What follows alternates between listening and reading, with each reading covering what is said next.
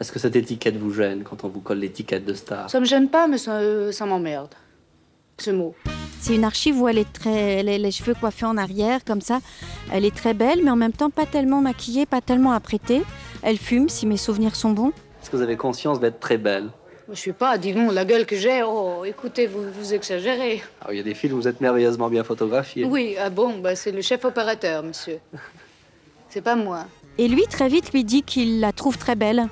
Et elle est assez désarçonnée par ça. Elle a cette humilité et elle a envie de parler d'autre chose que d'elle-même, en fait. Donc, vous n'arrivez pas de vous mettre devant une glace et puis de vous dire... Bon, non, je ne fais plus bien. ça m'emmerde. Elle est toujours un peu empruntée, enfin pas empruntée, mais elle est toujours un peu sur la défensive plutôt, dans les interviews, Romy Schneider. C'est plus tellement la Je suis mode. très démodée et très bourgeoise. Ça vous gêne pas? Non. Surtout, évidemment, plus ça va, et avec le drame qu'elle a connu avec son fils, elle est de plus en plus méfiante. Vous n'avez pas un peu l'impression d'être de mauvaise foi, là? Non. De mauvaise foi? Non? Comment? Ne pas reconnaître que vous êtes une femme très belle? Mais non. Je suis photogénique. Mon père a toujours dit, je suis photogénique, c'est tout. T'as de la chance, tu es photogénique, c'est tout. Je trouve cette interview où on sent sa pudeur, sa maladresse, le fait qu'elle ait envie de parler d'autre chose, assez touchante. Et voilà, on a envie de la prendre dans nos bras. Elle est un peu démunie face à ça. En fait, moi, je crois que vous avez besoin d'être sûr d'être aimé. Qui pas? Ah. Comme beaucoup de jeunes filles, j'avais déjà vu dans Sissi, les Sissi 1, Sissi 2, Sissi 3, voilà, mais c'est pas ça qui m'a bouleversée. Je n'en vais marre, je savais que c'est bien gentil, c'est charmant, J'étais plus une petite fille, plus une petite poupée sucrée, comme vous dites, et non plus, pas encore une femme. Vous savez, je me sentais comme dans une veste qui est devenue un peu trop petite, ça craquait. Je l'ai découverte dans ses rôles beaucoup plus émotionnels et plus forts. Et surtout, une femme à sa fenêtre, alors que j'étais, comme je le raconte dans mon film, mon premier film Les Rêveurs, j'étais dans un hôpital psychiatrique, j'avais 14 ans. Et c'est un camarade qui avait un petit appareil, une toute petite télé. Il n'y avait pas de télé à l'époque dans les hôpitaux.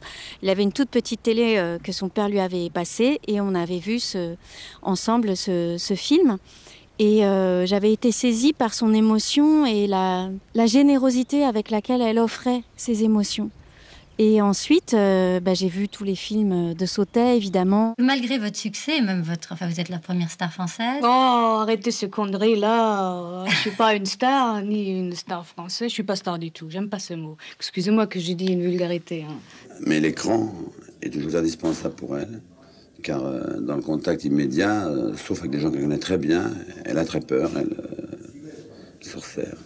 Et c'est devenu une actrice, oui, porte-bonheur, dans le sens où j'ai appris la lettre de Rosalie à David dans César et Rosalie. Et j'ai passé absolument tous mes castings de 16 ans à aujourd'hui, hein, si on me redemande d'en passer, avec cette lettre. Que je peux vous réciter. C'est une maison. C'est une maison qu'on avait oubliée car elle a dit qu'elle se rappelait la couleur des volets.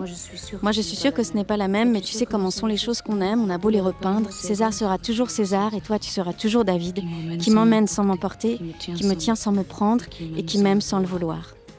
Voilà, alors vous me prenez ou... Ah bah oui, on prend, évidemment. On prend. Tes émotions, tes blessures ne vont pas t'abandonner. Jamais. Et sans le savoir, tu as puisé en elles.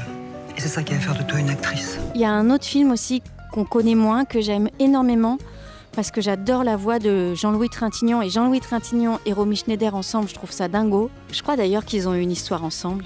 Vous êtes mariés? Mais pas ensemble. C'est Le Train de Granier de Fer.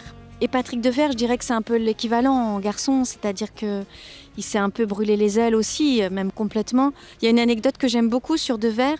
Un jour, il rentre chez lui complètement déprimé et sa femme lui dit « Qu'est-ce qui s'est passé ?» Et il dit « Aujourd'hui, j'ai tué quelqu'un. » Et sa femme lui dit « Mais non, pas du tout, tu as joué que tu tuais quelqu'un. » Et il dit « Oui, mais j'ai vu que j'en étais capable. » Il n'y a toujours pas la note, là. Hop, tu pointes comme ça par-dessus l'épaule, tu pointes un peu sur l'épaule, un peu sur l'épaule. T'as pas l'air con, là, hein? Voilà, et c'est cette façon de jouer au plus près, en fait, sans gras, sans protection, qui fait qu'ils sont si attachants tous les deux et qu'on a tant de reconnaissance pour eux, parce que quelque part, ils ont mis les mains dans le cambouis pour nous, quoi. Moi, c'est ça que je ressens quand je les vois jouer.